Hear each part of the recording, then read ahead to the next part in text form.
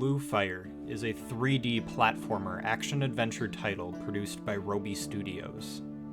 The game follows the destiny of a small creature created within a laboratory environment, trapped within a dark castle which has been overrun by shadows. The castle, Penumbra, the land created by the 5 gods and hidden from the Shadow One. Your task is to destroy the shadows and bring peace to Penumbra with your lineage of flame and shadow. The tone of the game is dark. It's as if they were trying to emulate Hollow Knight in an atmosphere similar to Dark Souls.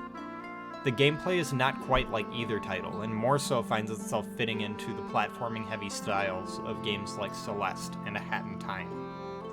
It feels very nice to run, jump, and dash around Penumbra, utilizing the platforming abilities to engage in combat and climb to new heights, discovering various secrets within the walls. Shortly after starting the game, you will come across the Voids. These are special challenges set forth by the past guardians of Penumbra, and they feature some incredibly tough platforming challenges.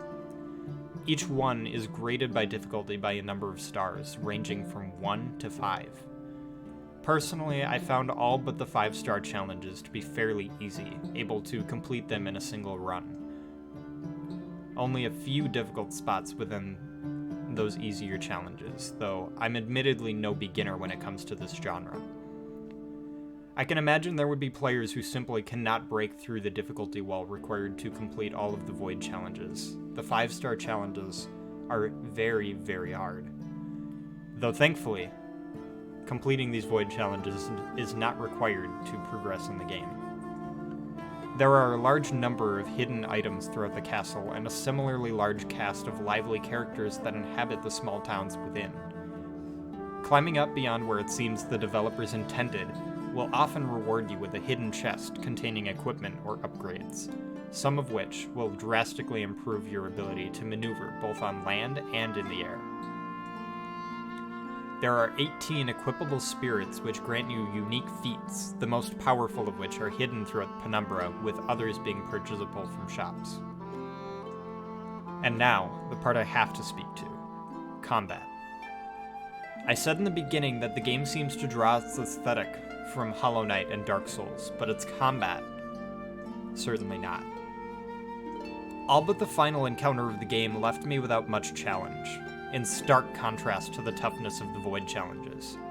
I never felt that any attacks or enemies were very difficult to avoid or counter, and I hardly ever needed to utilize the magical tools given to me, such as the shield. My dual swords were always more than enough to slice through my opponents. The boss design similarly left a lot to be desired for me. Each major fight was an extremely similar design where the boss would fight from the middle of a round arena, and after I had dodged a few attacks, it would let its guard down and let me land a flurry of blows before it commenced another attack phase.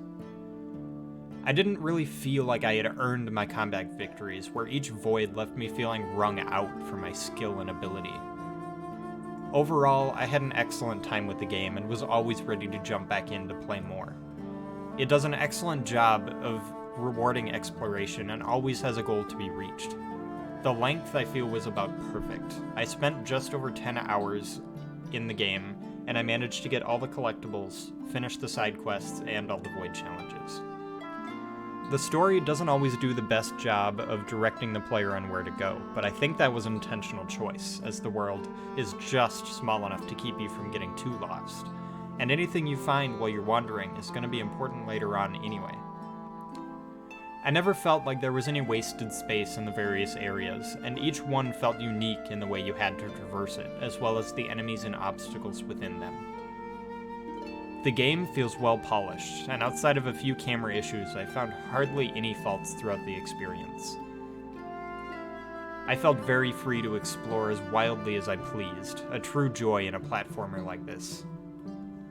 Action-adventure fans will definitely enjoy this title, and many others will find the clean controls and melancholy atmosphere to be captivating in its own right.